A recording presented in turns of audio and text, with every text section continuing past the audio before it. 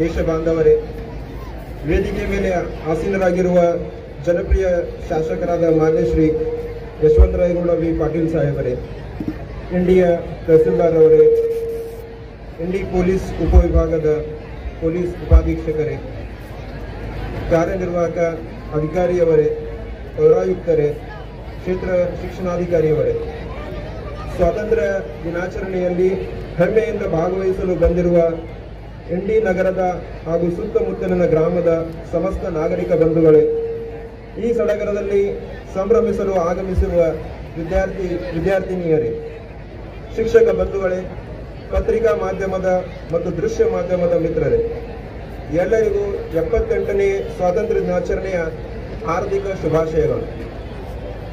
ಭಾರತ ದೇಶವನ್ನು ಒಂದು ಉಪಖಂಡವೆಂದು ಕರೆಯಲಾಗುತ್ತದೆ. ಒಂದು ಖಂಡದಲ್ಲಿ ಸಿಗುವ ಎಲ್ಲ ವೈವಿಧ್ಯಮಯವಾದ ಭೌಗೋಳಿಕ ಲಕ್ಷಣಗಳು, ಫಲವತ್ತಾದ ಮಣ್ಣು, ವಿಧ ವಿಧವಾದ ವಾಯುಗುಣ, ಅಗಾಧವಾದ ಮಾನವ ಸಂಪನ್ಮೂಲ, ಜಗತ್ತಿನ ಎಲ್ಲ ಧರ್ಮಗಳು, ಅನೇಕ ಭಾಷೆಗಳು ಮತ್ತು ಅನೇಕತೆಯಲ್ಲಿ ಏಕತೆ ಸಾರುವ ನಮ್ಮ ಭವ್ಯ ಸಂಸ್ಕೃತಿಯ ಕಾರಣದಿಂದಾಗಿ ಭಾರತ ಒಂದು ಉಪಖಂಡವಾಗಿ ಕಂಗೊಳಿಸುತ್ತದೆ.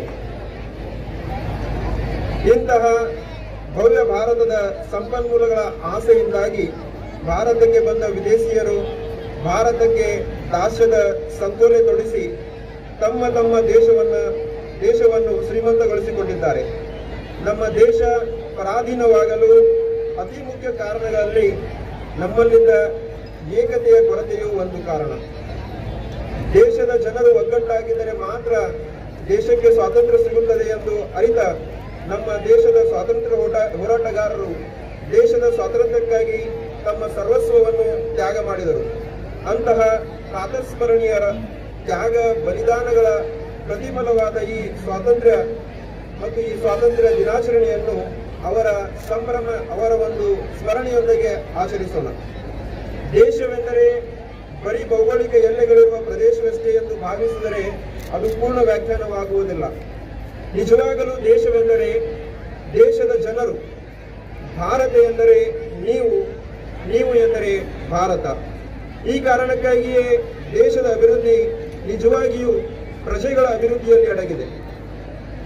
ದೇಶದ ಅಭಿವೃದ್ಧಿಗಾಗಿ ನಮ್ಮಲ್ಲಿರುವ ಪ್ರಜಾಪ್ರಭುತ್ವ ನಮಗೆ ದೊಡ್ಡ ಶಕ್ತಿಯನ್ನು ಕೊಟ್ಟಿದೆ.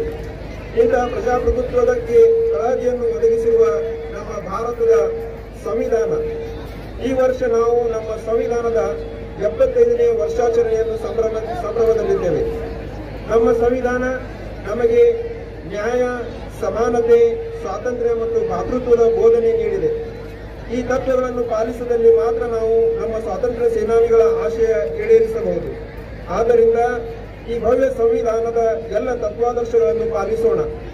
ದೇಶ ನಮಗೇನು ಕೊಟ್ಟಿದೆ ಎಂದು ಕೇಳುವ ಮುಂಚೆ ದೇಶಕ್ಕಾಗಿ ನಾವೇನು ಕೊಟ್ಟಿದ್ದೇವೆ ಎಂದು ಕೇಳಿಕೊಳ್ಳೋಣ. ದೇಶದ ಅಭಿವೃದ್ಧಿಗಾಗಿ, ಅಂದರೆ ನಮ್ಮ ಅಭಿವೃದ್ಧಿಗಾಗಿ ನಾವು ಶ್ರಮಿಸೋಣ. ನಮ್ಮ ಘನ ಸರ್ಕಾರ ಜನರ ಅಭಿವೃದ್ಧಿಗಾಗಿ ಅನೇಕ ಯೋಜನೆಗಳನ್ನು ಹಮ್ಮಿಕೊಂಡಿದೆ.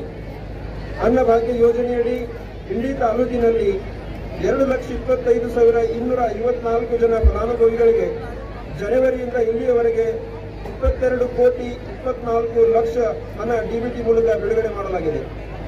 ಶಕ್ತಿ ಯೋಜನೆಯಡಿಯಲ್ಲಿ ಜೂನ್ 2023ರಿಂದ ಇಲ್ಲಿಯವರೆಗೆ 78,87,237 ಫಲಾನುಭವಿಗಳಿಗೆ 26,62,06,384 ರೂಗಳ ಉಚಿತ ಪ್ರಯಾಣ ಸೌಲಭ್ಯ ಒದಗಿಸಲಾಗಿದೆ.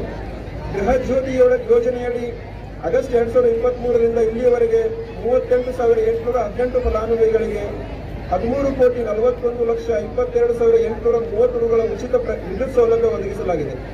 ಗೃಹಲಕ್ಷ್ಮಿ ಯೋಜನೆಯಡಿ 4,76,981 ಫಲಾನುಭವಿಗಳಿಗೆ 905,30,54,000 ರೂಗಳ ಬೃಹತ್ ಮೊತ್ತವನ್ನು ನೀಡಲಾಗಿದೆ. ಹೀಗೆ ನಮ್ಮ ಘನ ಸರ್ಕಾರ ಬೇರೆ ಬೇರೆ ಇಲಾಖೆಗಳಲ್ಲಿ ಅನೇಕ ಯೋಜನೆಗಳ ಮೂಲಕ ಜನರ ಅಭಿವೃದ್ಧಿಗಾಗಿ ಶ್ರಮಿಸುತ್ತಿದೆ. ನಾವು ಕೂಡ ಈ ಅಭಿವೃದ್ಧಿ ಕಾರ್ಯದಲ್ಲಿ ನಮ್ಮ ಅಳಿಲು ಸೇವೆಯನ್ನು ಸಲ್ಲಿಸಿ ದೇಶದ ಅಭಿವೃದ್ಧಿಗಾಗಿ, ಅರ್ಥಾತ್ ಜನರ ಅಭಿವೃದ್ಧಿಗೆ ಶ್ರಮಿಸೋಣ. ಈ ಸ್ವಾತಂತ್ರ್ಯ ದಿನಾಚರಣೆ ನಮ್ಮೆಲ್ಲರ ಬಾಳಲ್ಲಿ ದೇಶ ಪ್ರೇಮದ ಭಾವನೆಯೊಂದಿಗೆ ಸಮೃದ್ಧಿ, ಸಂತೋಷ, ಸುಖ, ಶಾಂತಿಯನ್ನು ತರಲಿ ಎಂದು ಹಾರೈಸುತ್ತಾ ಮತ್ತೊಮ್ಮೆ ಎಲ್ಲರಿಗೂ 78ನೇ ಸ್ವಾತಂತ್ರ್ಯ ದಿನಾಚರಣೆಯ ಹಾರ್ದಿಕ ಶುಭಾಶಯಗಳು. ಜೈ ಹಿಂದ್, ಜೈ ಕರ್ನಾಟಕ, ಸತ್ಯಮೇವ ಜಯತೆ.